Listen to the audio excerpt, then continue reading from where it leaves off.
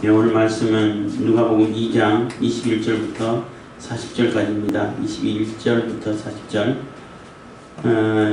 예수님을 알아보는 사람, 이렇게 표현, 예수님을 알아보는 그런 메시아를 알아보는 선지자, 사람, 이렇게 표현할까요? 하여튼 예수님을 알아보는 사람들이 따로 있다는 거죠. 늘 말씀드리지만 예수님께서 처음 초림 예수님이라 그러죠. 처음 오셨을 때는 솔직히 말씀드리면은 죽으러 오셨어요. 목적이 죽으실 목적으로 오셨다고. 물론 죽고 부활하시고 또 승천하시고 하는데 가장 큰 사역이, 가장 큰 목적이 십자가를 지고 죽으러 오신다는 얘기죠. 그렇기 때문에 아기 때라도 죽이면 죽음을 당할 수밖에 없는 약한 완전히 인간의 모습으로 오신 거예요. 오전에 말씀드렸지만은 그 마리아의 몸을 빌려서 몸을 완전히 대리모죠. 요즘은 대리모라고 말할 수 있어요. 그 마리아의 난자도 쓰지 않고 사람의 정자도 쓰지 않고 성령의 창조의 능력으로 그 수정체를 만들어서 단지 대리모 역할을 하는 마리아의 자궁에 착상시킨 것밖에 안 된다고. 착상시켜서 이제 이렇게 자라서 아이가 나고 아이 낳는데 그 예수님의 모습이 어떤 모습으로 하고 있든지 간에 알아본다는 거예요. 보는 사람들은 믿음을 가진 사람이고 성령이 지시하시고 성령의 역사로 알려주신 사람들은 본다는 이분이 예수님 맞네, 이분이 메시아 맞네 한다는 거예요. 이게 가장 중요한 것은 이제 성령의 깨우치신가 눈을 열어주신가 역사하심이죠. 성령으로 하지 않으면 못 알아보죠. 물론 이제 아브라함도 나그네를 대접하다 하나님 천사 과거에 성육신 하시기 이전에 예수님이라고 표현하기도 합니다만은 그분을 이렇게 만나서 대접하고 또 약속도 받고 했는데 어쨌든 그때도 성령께서 역사하심이 있었기 때문에 알아보죠. 그래서 성령께서 역사하지 않으시면은 알아보지를 못한다는 거예요. 눈앞에 두고도 못 알아본다는 거죠. 이게 가장 큰 갈림길이라고 말할 수 있어요.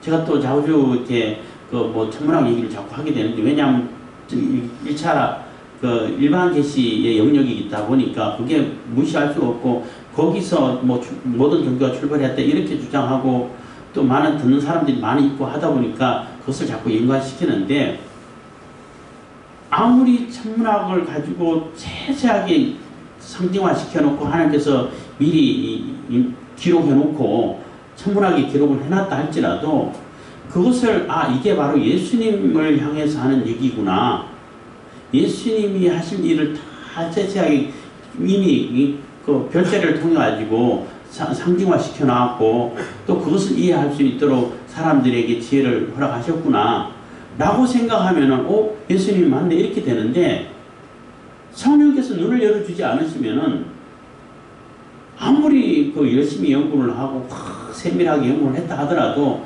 모른다는 거예요. 예수님은 이게 누군지 종교마다 다 똑같은 거 아니야 이렇게 생각해 버리면은 알 수가 없다는 거예요. 그래서 결국은 거기서 머물러 있으면은 일반 계시에 머물러 가지고 그게 전부라고 생각해 버리면 결국 어리석음에 빠질 수밖에 없는 거죠. 특별 계시로 넘어와야 되는데, 여기서 특별 계시로 넘어와서 말씀으로 넘어와서 성령의 역사심을 인정하고 받아서 저분이 예수님 맞구나, 예수님이 메시아가 맞구나, 이건 알아볼 수 있는 눈이 있어야 된다는 거죠. 그래서 오늘 이제 예수님이 태어나셨고 또 8일 만에 할례를 받으시고, 할례는 그 회당 같은데 그 동네에서 요즘 말로 하면 회당이라고 말할 수 있죠.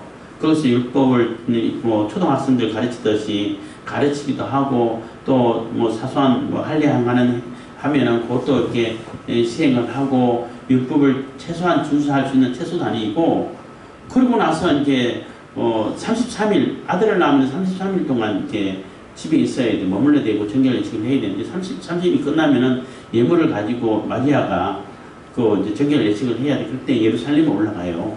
그리고 첫 아들을 낳았을 때는 다 처음 것은 내 것이다 라고 하나님께서 약속하셨고, 그때 언제부터 됐냐면은 출애굽할 때에 장자를 치는 그러한 재앙이 마지막 재앙 중에 그 마지막 재앙으로 내렸잖아요. 그럴 때 이스라엘은 장자가 다 살았어요. 그 양의 피를 바름으로 인해 가지고. 그래서 어차피 재앙으로 다 죽을 수밖에 없었던 그 장자를 내가 다 양의 피로, 예수님 피를 상징하는 겁니다. 피로 살려줬으니까 그거 다 하나님 거다, 다 바쳐라. 그래서 속전을 드리게 했어요.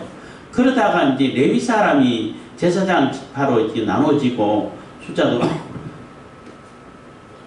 딴 지파에 비해서는 뭐 조금이지만은, 그래서 레위 지파 한 사람을 이스라엘 전체 장자의 명수하고 이게 비교를 하면은 비슷하게 맞아요. 맞아 들어가서 한 사람 레위 지파를 촉하고, 그래도 레위 지파가 좀 모자랐어요. 그러면 어떻게 속전을 내라 해가지고 속전을 내게 하다가 나중에는 이제 다 이제 속전 내는 쪽으로 이제 바뀌어갔죠. 그래서 어쨌든 간에 맏아들 첫 아들이 나오면은 이게 하나님 뜻이니까 하나님께 바쳐야 되기 때문에 아이를 데려가가지고 나름대로 또 정결 예식을 해요.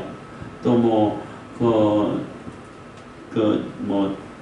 토착민들, 인디언이라 그러나 하여튼 그 토착민들이 그 부족에서 첫 아이가 태어나면은 그 달밤에 나가가지고 이렇게 높이 쳐들고 그 행사하는 거 있잖아요.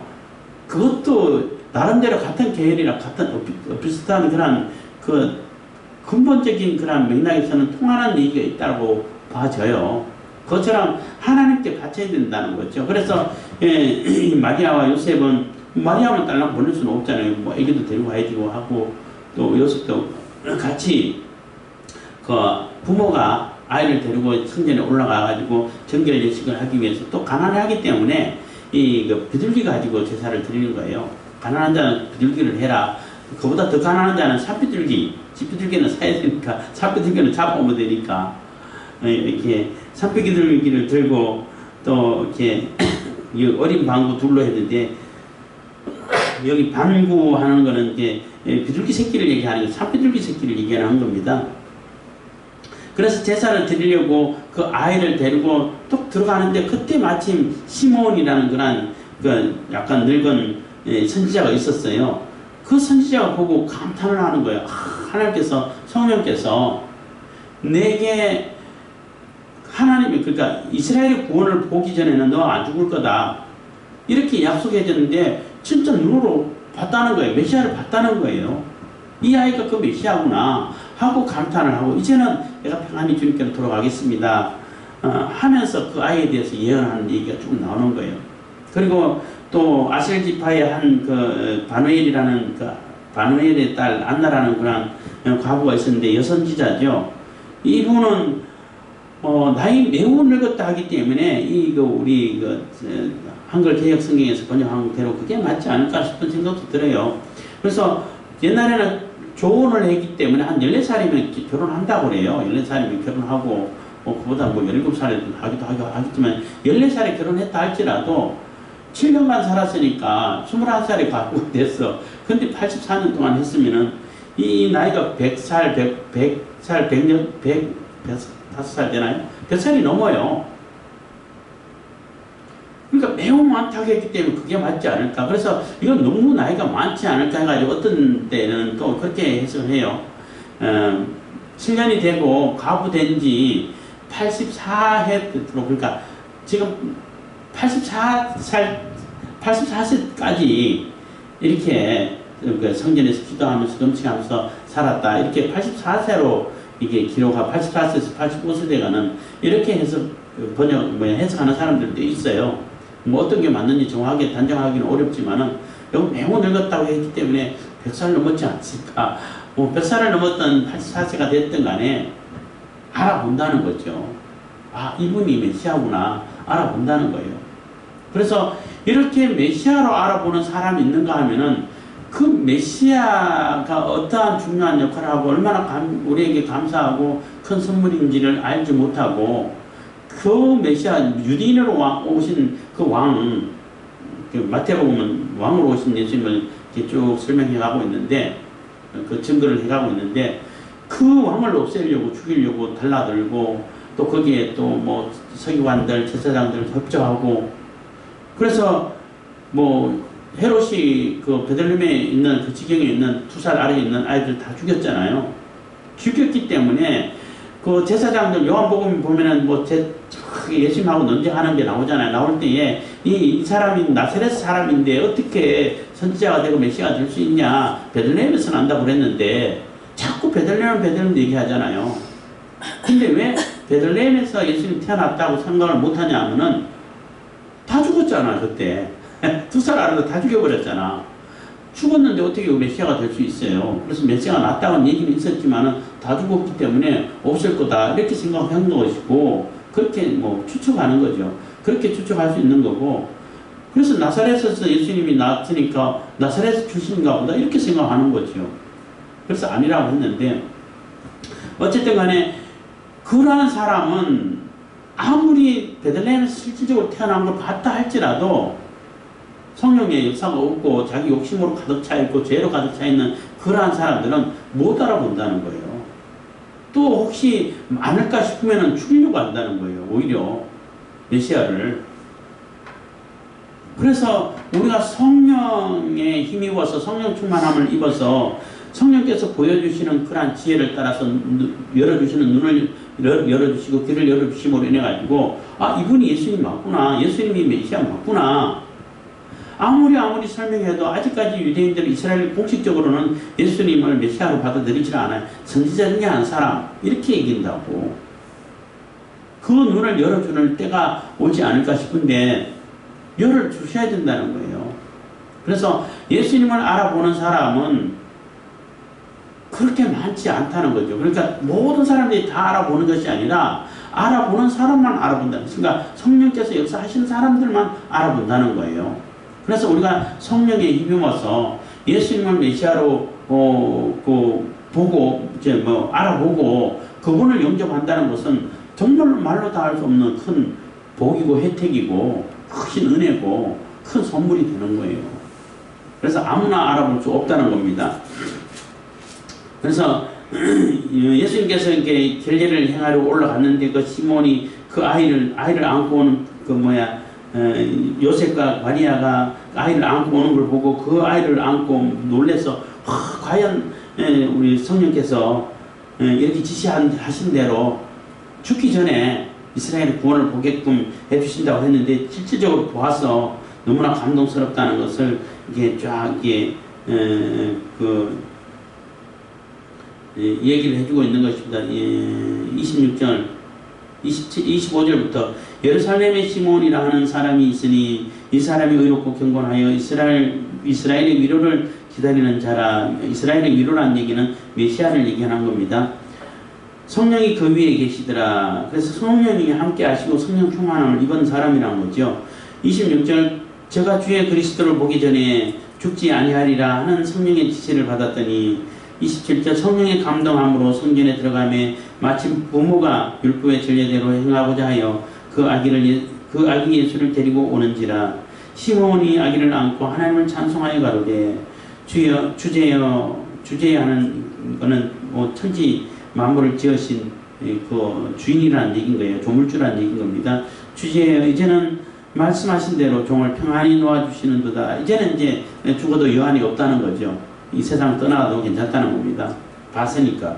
30절, 내 눈이 주의 구원을 보았사오니 이런 만민 앞에 예비하신 것이요. 그래서 모든 만민 앞에 예비했다는 얘기는 모든 만민이 다 구원의 대상이 된다는 거예요.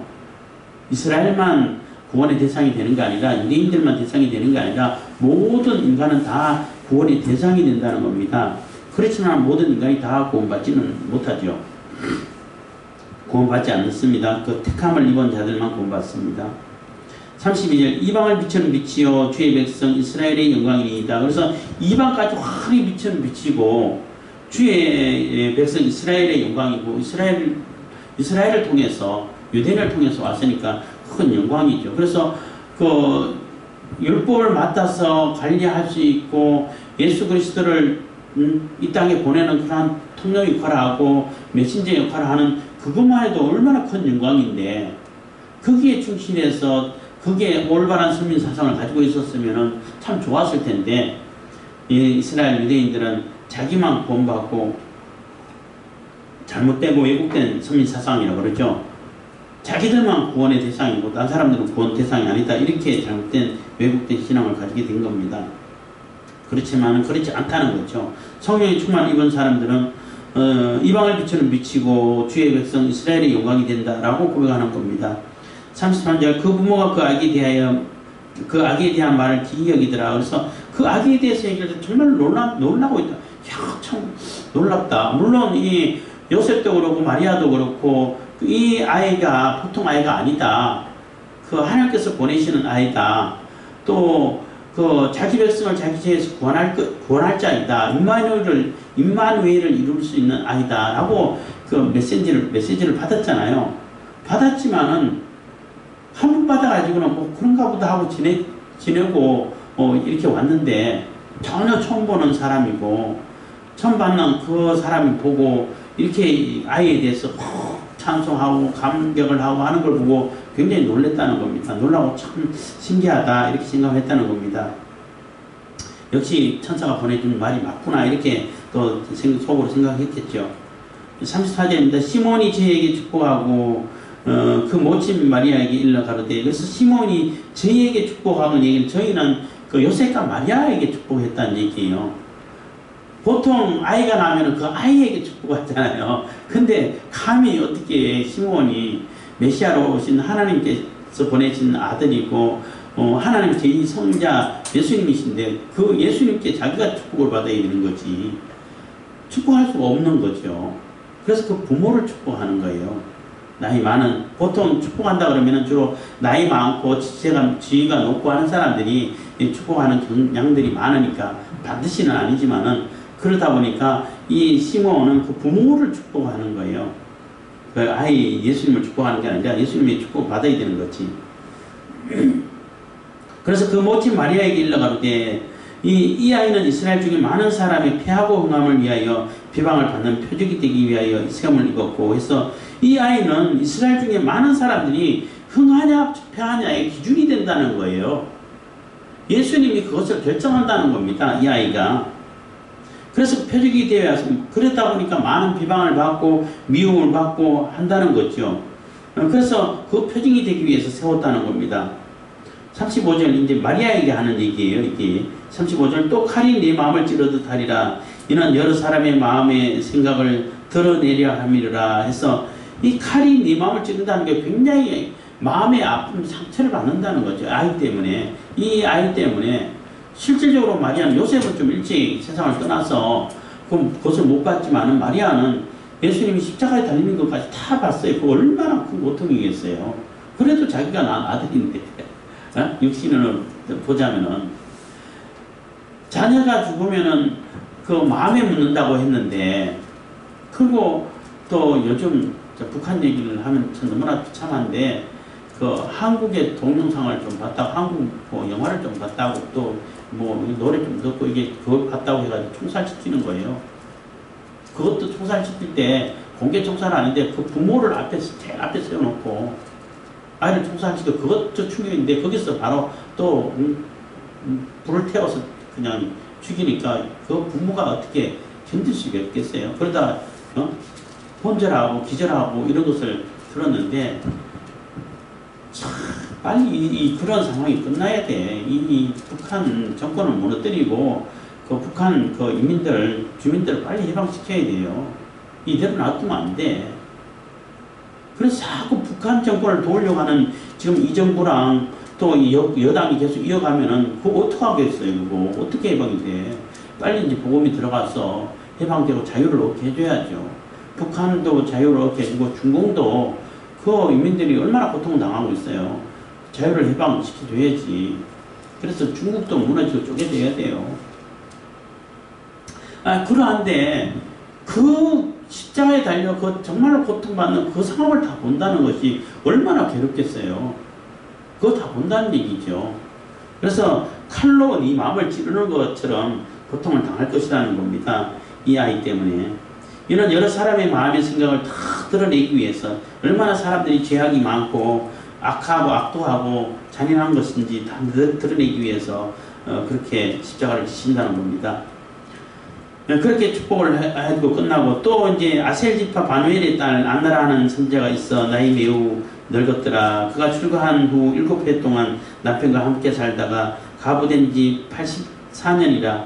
이 사람이 성전을 떠나지 아니하고 주에 금식하며 기도함으로 섬기더니 마침 이때에 나와서 하나님께 감사하고 예루살렘의 구속을 바라는 모든 사람에게 이야기에 대하여 말하니라. 그래서 뭐 남자 그 선지자뿐만 아니라 여자 선지자도 똑같이 아이에 대해서 감격하고 메시아인지를 알아본다는 거죠.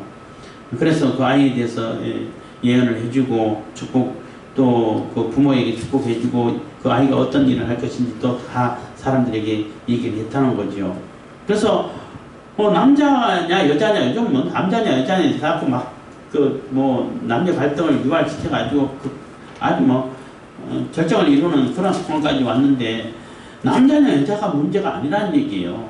성령 충만을 받았느냐, 성령의 역사하심을 받았느냐 안 받았냐, 성령의 일러주심을 받냐 안 받냐, 이게 중요한 거예요.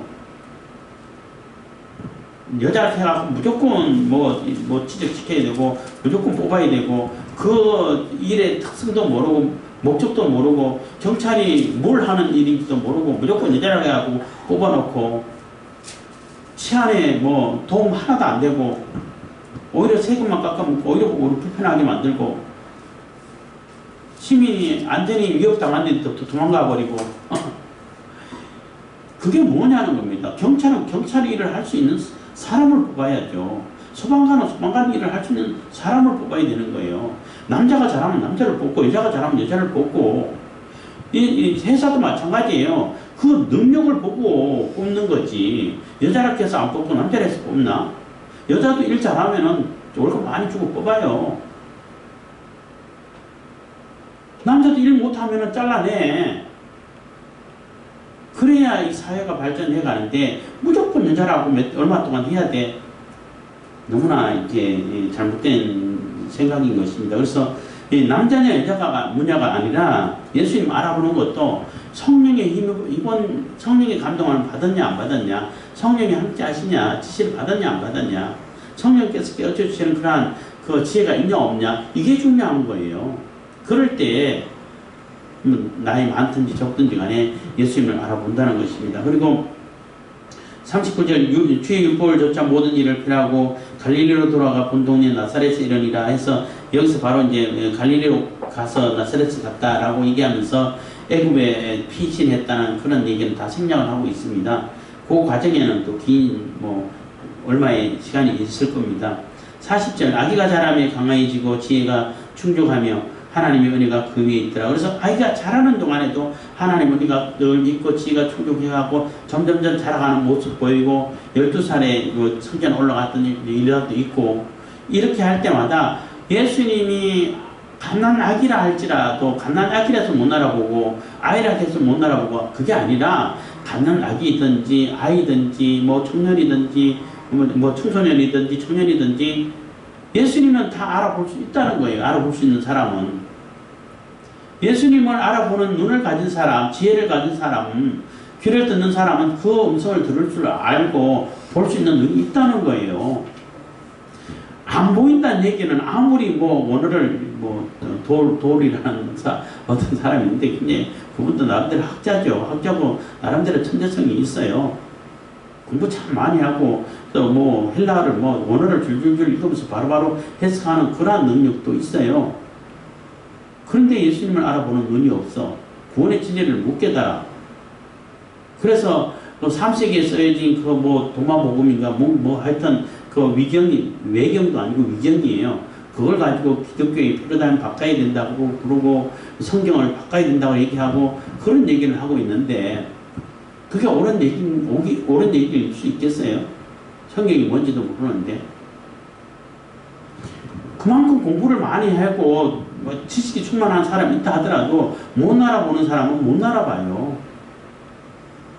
알아보는 사람은 알아봐요. 그래서 예수님을 구주로 모실 수 있는 사람은 아무나 되는 것이 아니고 성령께서 마음에 역사해 주시고 성령께서 깨우쳐 주시고 성령께서 믿음을 준 사람이 눈을 볼 수 있는 눈이 있다는 거예요.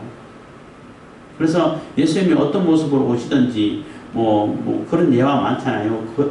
예수님 오신다고 그랬는데 하루 종일 기다리는데 오지는 않고 어떤 거지가 와가지고 뭐 달라 뭐 재워달라 그래가지고 괴로운데 그래도 빨리 해달라는데 다 해주고 예수님 오시는 걸 기다리겠다 그러다가 그거 다 보냈는데 안 왔어. 이런 예수님 왜 안 오셨어요? 그러니까 꿈을 통해 가지고 내가 갔었는데 참 융숭한 대접을 받고 왔다고 이렇게 예화가 있어요.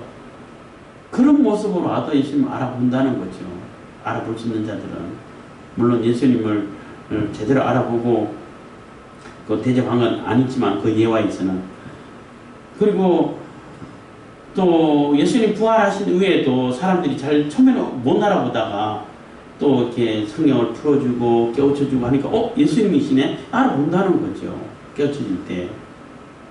그래서 그냥 얼핏 봐서는 잘 못 알아보고 일반 사람들하고 똑같이 외모가 같으니까 잘 못 알아볼 수 있지만 성령께서 깨우쳐주시면은 말씀을 근거로 깨우쳐주시면은 말씀을 중심으로 깨우치면은 다 알아본다는 거죠. 그래서 아기 예수님이 오셨을 때 아기로 오셨다 할지라도 그 아기를 보고도 알아본다. 갓난아기를 보고도 알아본다는 거죠. 그래서 우리가 예수님을 알아보고 예수님을 구주로 모셨다는 그 자체가 너무나 감사할 일이고 그게 얼마나 큰 선물이고 얼마나 큰 은혜라는 것을 우리가 늘 기억하시면서 내게 그렇게 큰 은혜를 주신 하나님께 감사하고 성령께서 역사해 주시면 또 감격하고 늘 찬송할 수 있는 그러한 저와 여러분들 다 되길 바라겠습니다. 기도하겠습니다. 사랑해 주신 감사합니다.